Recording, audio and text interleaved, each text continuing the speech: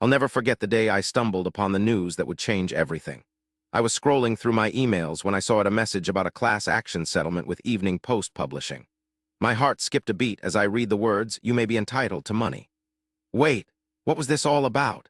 As I delved deeper into the email, I discovered that Evening Post Publishing had experienced a data breach, compromising sensitive information of its users. I felt a chill run down my spine. I had used their services before. The thought of my personal data being out in the open was terrifying. I couldn't help but wonder what had happened to my information. Was it in the wrong hands? Was I at risk of identity theft? The more I read, the more I realized that I was not alone. Thousands of people had been affected by this data breach, and now there was a chance for us to claim compensation. The settlement offered $40 in cash with no proof required, or up to $3,000 with documentation, plus $60 for lost time. Additionally, we would receive 2 years of credit monitoring. It sounded too good to be true, but I had to know more. I started searching for more information, trying to understand what had happened and how I could file a claim. The official settlement website was my first stop. As I navigated through the site, I found a plethora of information about the data breach and the settlement. I learned that the deadline for filing a claim was June 24, 2026, just 3 days away. Time was of the essence, and I knew I had to act fast. But as I delved deeper into the website, I realized that the process of filing a claim was not as straightforward as I had thought.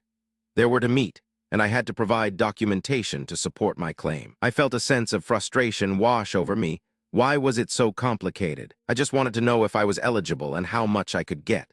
As I continued to read, I stumbled upon a section that explained It seemed that anyone who had used Evening Post Publishing services during a specific time period was eligible to file a claim.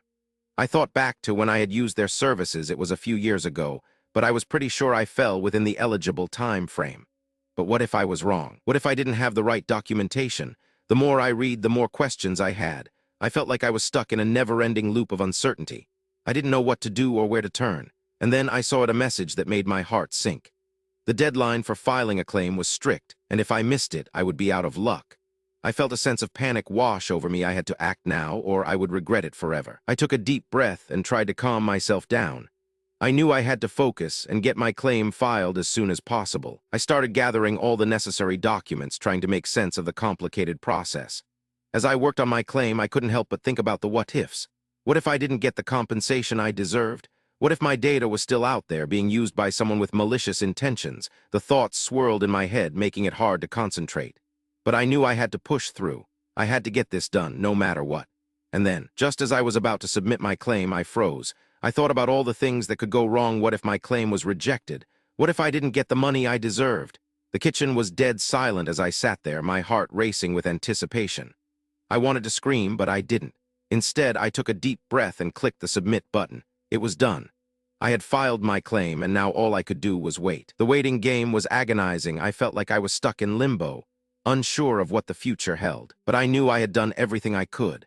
I had taken the first step towards reclaiming my sensitive information and getting the compensation I deserved. As I waited, I couldn't help but think about the data breach and how it had affected me. I felt like a victim, someone who had been exploited and betrayed. The thought of my personal data being out in the open was still terrifying, but I knew I was not alone. There were thousands of people who had been affected, and we were all in this together. The days passed slowly, and I found myself checking my email obsessively, waiting for an update on my claim.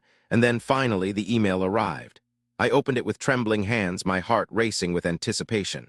As I read the words, "Your claim has been approved," I felt a sense of relief wash over me. It was done. I had gotten the compensation I deserved, and I could finally start to move on. But as I read on, I realized that the amount I was getting was not what I had expected. It was less than I had hoped for, and I couldn't help but feel a sense of disappointment. I had been so sure that I would get the full amount, but now it seemed that was not the case. I felt like I had been let down, like the system had failed me once again. I took a deep breath and tried to calm myself down. I knew I had to be rational to think about the bigger picture. I had gotten some compensation, and that was better than nothing. But as I thought about it more, I realized that it wasn't just about the money. It was about the principle, about the fact that my sensitive information had been compromised and I had been exploited. I felt like I had been betrayed, like I had been let down by the very people who were supposed to protect me. As I sat there, feeling sorry for myself, I realized that I was not alone. There were thousands of people who had been affected by the data breach, and we were all in this together. We were all victims, people who had been exploited and betrayed. And as I thought about it more, I realized that we deserved justice. We deserved to be compensated for what had happened to us, and we deserved to have our sensitive information protected. The thought sent a surge of determination through me. I knew I had to do something, to take action and make sure that this never happened again. I started by spreading the word, telling all my friends and family about the data breach and the settlement. I wanted to make sure that everyone knew about it, that everyone had the chance to file a claim and get the compensation they deserved. As I talked to people, I realized that many of them had no idea about the data breach. They had no idea that their sensitive information had been compromised, and they had no idea that they were eligible for compensation. I felt a sense of sadness wash over me. Why hadn't they been informed? Why hadn't they been told about the settlement? I knew I had to do more. I started researching, trying to find out more about the data breach and the settlement. I read articles and blogs, trying to understand what had happened and how it had affected people. And as I read, I realized that the data breach was just the tip of the iceberg. There were bigger issues at play, issues of privacy and security that needed to be addressed.